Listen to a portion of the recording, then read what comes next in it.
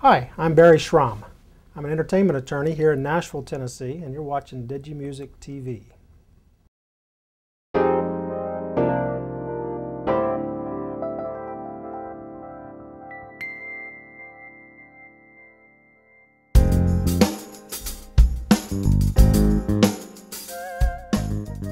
I came from a family with 3 boys, and when I was in the 8th grade, my brothers and I started forming a band.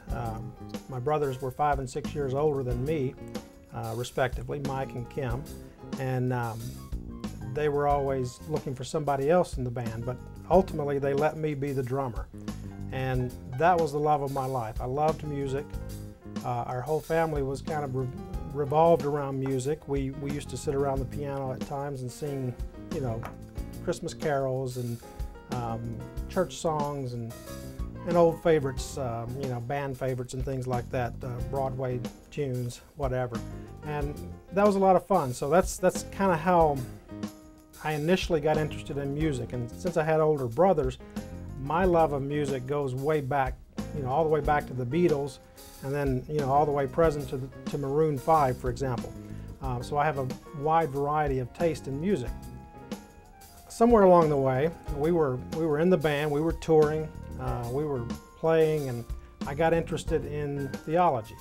Now that's sort of a left turn from music, but that took me through a lot of twists and turns in my life, and ultimately landed me in Philadelphia, Pennsylvania. And I was working with a little church up there and going to seminary, thinking I was going to be a professor at a theology seminary somewhere.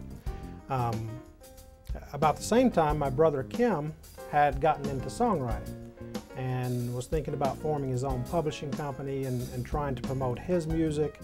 And that kind of renewed my interest in music. And at the same time, I was out working in theology and not making a lot of money.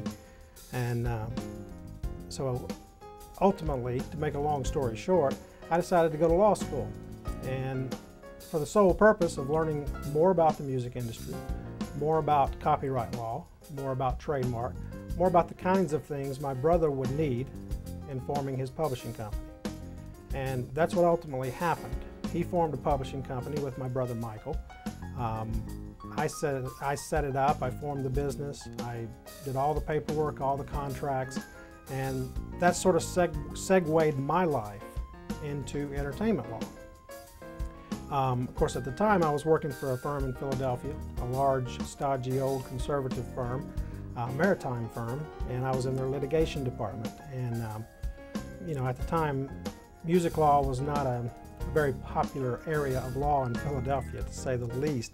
And when I would speak about music law there, nobody had any interest in it. Ultimately, I ended up forming my own firm in Philadelphia called the Art and Entertainment Law Group. And went out, hung a shingle, found an office space, started renting it, and just started advertising and started getting clients. And that's how I got into entertainment law. Developed a clientele there, worked in Philadelphia for about a year.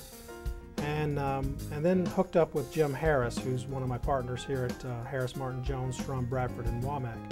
And Jim and I had some communications, and ultimately Jim said, Barry, what you need to do is you either need to be in New York or Nashville or LA, one of the entertainment meccas. Philadelphia is not really where you need to be if you're an entertainment lawyer. And he said, we've got office space down here, why don't you come on down and join us? My wife and I talked about that a lot, and you know, having grown up here in Nashville, it was kind of my desire to get back, so I decided we would do that, and my wife wholeheartedly supported me, and so we moved down about 10 years ago and started practicing here in Nashville. Since that time, I've developed a huge client base.